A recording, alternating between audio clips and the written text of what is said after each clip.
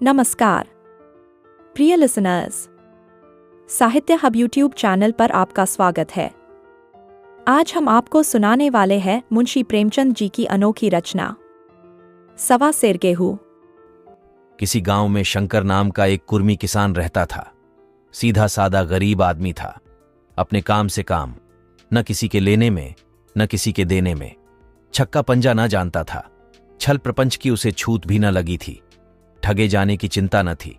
ठग विद्या न जानता था। भोजन मिला खा लिया, न मिला चबेने पर काट दी। चबैना भी न मिला तो पानी पी लिया और राम का नाम लेकर सो रहा। किंतु जब कोई अतिथि द्वार पर आ जाता था तो उसे इस निवृत्ति मार्ग का त्याग करना पड़ता था। विशेषकर जब साधु महात्मा पदार्पण करते थे तो उसे अनिवार्यतः सांसारिकता की शरण लेनी पड़ती थी। खुद भूखा सो सकता था, पर साधु को कैसे भूखा सुलाता, भगवान के भक्त जो ठहरे। एक दिन संध्या समय एक महात्मा ने आकर उसके द्वार पर डेरा जमाया। तेजस्वी मूर्ति थी, पीतांबर गले में, जटा सिर पर, पीतल का कमंडल हाथ में, खड़ाऊओं पैर में, ऐनक आंखों पर। संपूर्ण वेश उन महात्माओं का सा था जो रईसों के प्रासादों में तपस्या, हवा घाड़ियों पर देवस्थानों की परिक्रमा और योग सिद्धि प्राप्त करने के लिए रुचिकर भोजन करते हैं। घर में जौ का आटा था, वह उन्हें कैसे खिलाता। प्राचीन काल में जौ का चाहे जो कुछ महत्व रहा हो, पर वर्तमान युग में जौ का भोजन सिद्ध पुरुषों के लिए दुष्पाच्य होता है। बड़ी चिंता हुई, महात्मा जी को क्या खिलाऊं। आखिर निश्चय किया कि कहीं से गेहूं का आटा उधार लाऊं, पर गांव भर में गेहूं का आटा न मिला। गांव में सब मनुष्य ही मनुष्य थे, देवता एक भी न था। अतएव देवताओं का खाद्य पदार्थ कैसे मिलता। सौभाग्य से गांव के विप्र महाराज के यहां से थोड़ा सा मिल गए। उनसे सवा सेर गेहूं उधार लिया और स्त्री से कहा कि पीस दे। महात्मा ने भोजन किया, लंबी तान कर सोए। प्रातः काल आशीर्वाद देकर अपनी राह ली। विप्र महाराज साल में 2 बार खलिहानी लिया करते थे। शंकर ने दिल में कहा, सवा सेर गेहूं इन्हें क्या लौटाऊं, पंसेरी बदले कुछ ज्यादा खलिहानी दे दूंगा। यह भी समझ जाएंगे, मैं भी समझ जाऊंगा। चैत में जब विप्रजी पहुंचे तो उन्हें 1.5 पंसेरी के लगभग गेहूं दे दिया और अपने को ऊरण समझकर उसकी कोई चर्चा न की। विप्रजी ने फिर कभी न मांगा। सरल शंकर को क्या मालूम था कि यह सवा सेर गेहूं चुकाने के लिए मुझे दूसरा जन्म लेना पड़ेगा। 7 साल गुजर गए। विप्रजी विप्र से महाजन हुए, शंकर किसान से मजूर हो गया।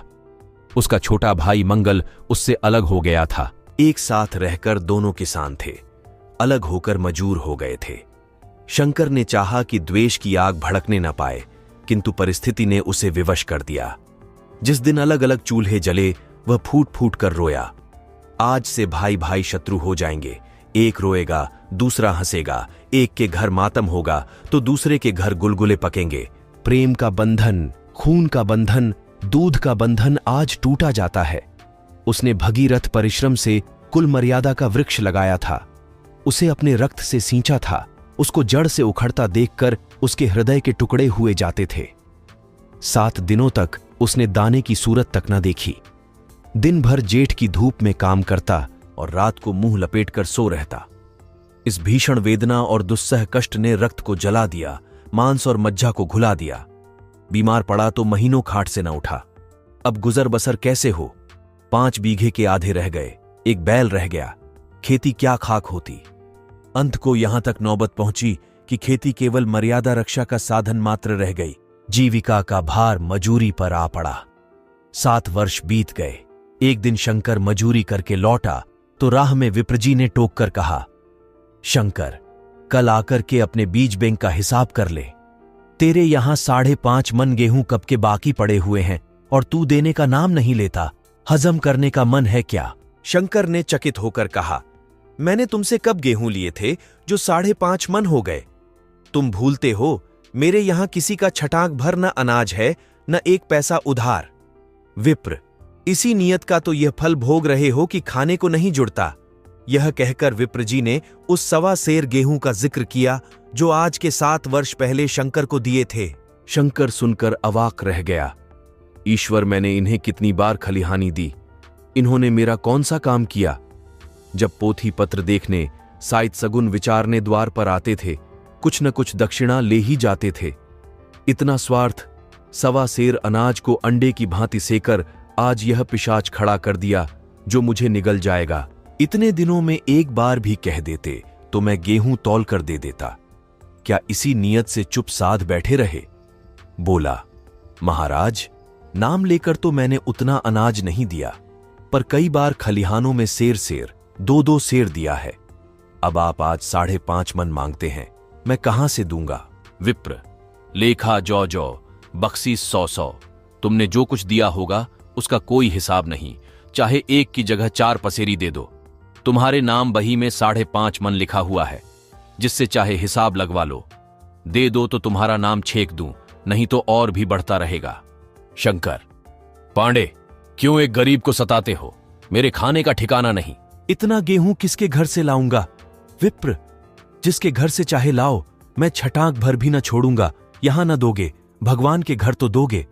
शंकर कांप उठा। हम पढ़े लिखे आदमी होते तो कह देते, अच्छी बात है, ईश्वर के घर ही देंगे, वहां की तौल यहां से कुछ बड़ी तो ना होगी। कम से कम इसका कोई प्रमाण हमारे पास नहीं, फिर उसकी क्या चिंता? किंतु शंकर इतना तार्किक, इतना व्यवहार चतुर न था। एक तो आण वह भी ब्राह्मण का बही में नाम रह गया तो सीधे नरक में जाऊंगा, इस ख्याल ही से उसे रोमांच हो गया। बोला, महाराज, तुम्हारा जितना होगा यहीं दूंगा, ईश्वर के यहां क्यों दूं? इस जन्म में तो ठोकर खा ही रहा हूं, उस जन्म के लिए क्यों कांटे बोऊं? मगर यह कोई न्याय नहीं है। तुमने राई का पर्वत बना दिया, ब्राह्मण हो के तुम्हें ऐसा नहीं करना चाहिए था। उसी घड़ी तगादा करके ले लिया होता तो आज मेरे सिर पर इतना बड़ा बोझ क्यों पड़ता? मैं तो दे दूंगा, लेकिन तुम्हें भगवान के यहां जवाब देना पड़ेगा। विप्र, वहां का डर तुम्हें होगा, मुझे क्यों होने लगा? वहां तो सब अपने ही भाई बंधु हैं। ऋषि मुनि सब तो ब्राह्मण ही हैं, देवता ब्राह्मण हैं, जो कुछ बने बिगड़ेगी संभाल लेंगे। तो कब देते हो? शंकर, मेरे पास रखा तो है नहीं, किसी से मांग जौच कर लाऊंगा तभी न दूंगा। विप्र, मैं यह न मानूंगा, 7 साल हो गए, अब एक दिन का भी मुलाहिजा न करूंगा। गेहूं नहीं दे सकते तो दस्तावेज लिख दो। शंकर, मुझे तो देना है, चाहे गेहूं लो चाहे दस्तावेज लिखाओ। किस हिसाब से दाम रखोगे? विप्र, बाजार भाव 5 सेर का है, तुम्हें 5.25 सेर का काट दूंगा। शंकर, जब दे ही रहा हूं तो बाजार भाव काटूंगा, पांव भर छुड़ाकर क्यों दोषी बनूं? हिसाब लगाया तो गेहूं के दाम 60 हुए, 60 का दस्तावेज लिखा गया, 3 सैकड़े सूद। साल भर में न देने पर सूद की दर 2.5 रुपये सैकड़े। 8 आने का स्टैंप, 4 आने दस्तावेज की तहरीर शंकर को ऊपर से देनी पड़ी।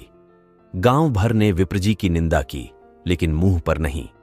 महाजन से सभी का काम पड़ता है, उसके मुंह कौन आए? शंकर ने साल भर तक कठिन तपस्या की। मियाद के पहले रुपये अदा करने का उसने व्रत सा कर लिया।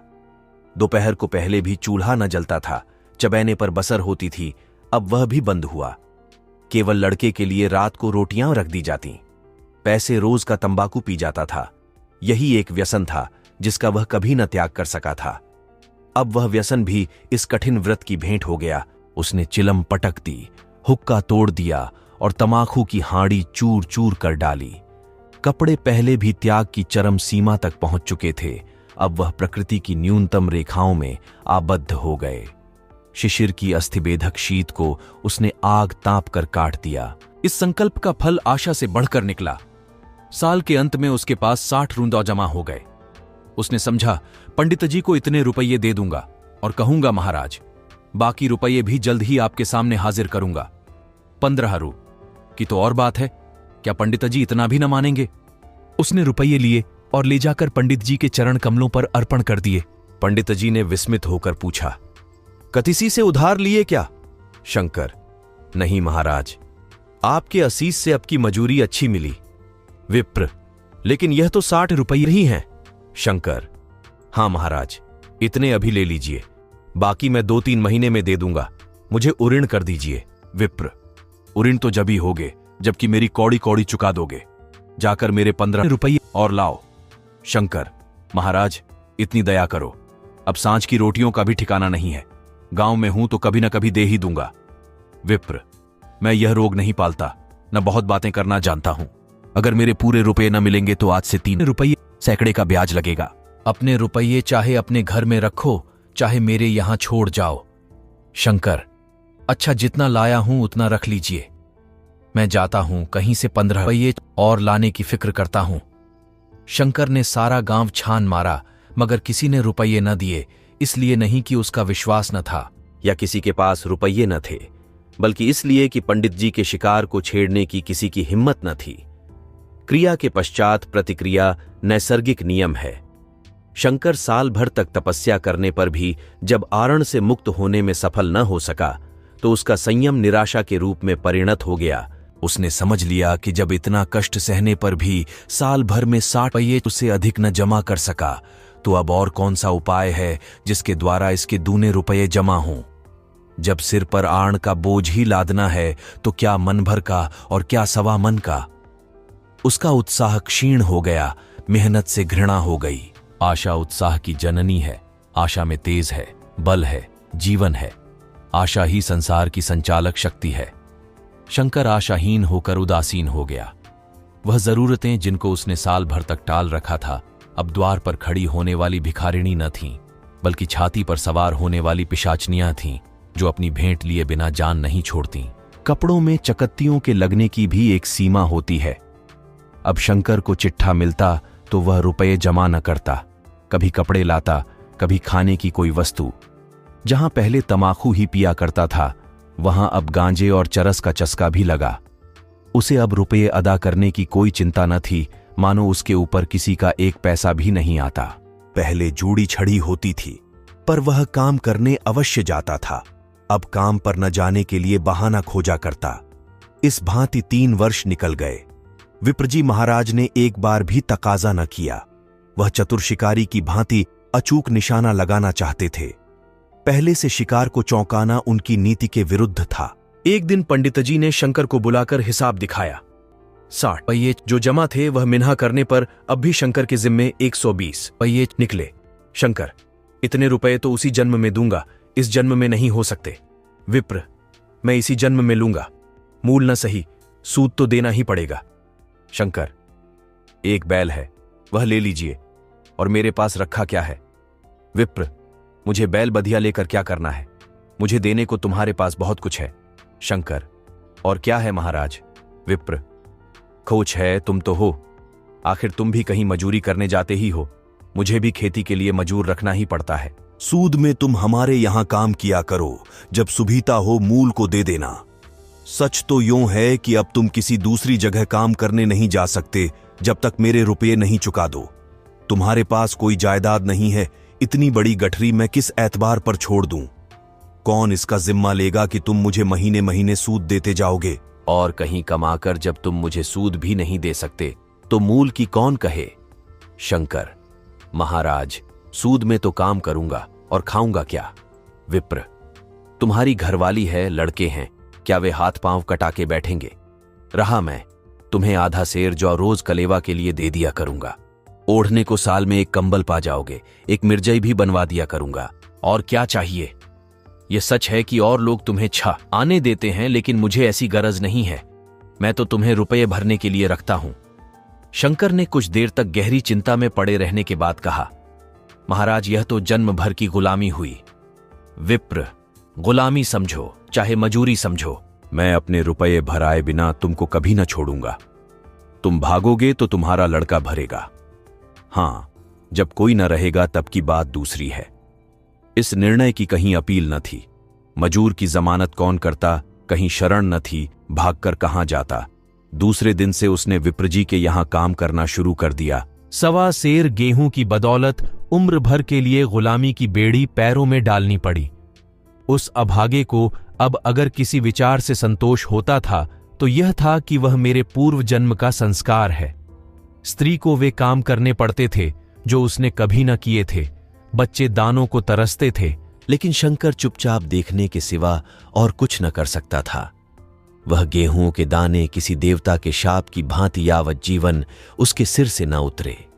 शंकर ने विप्रजी के यहां 20 वर्ष तक गुलामी करने के बाद इस दुस्सार संसार से प्रस्थान किया।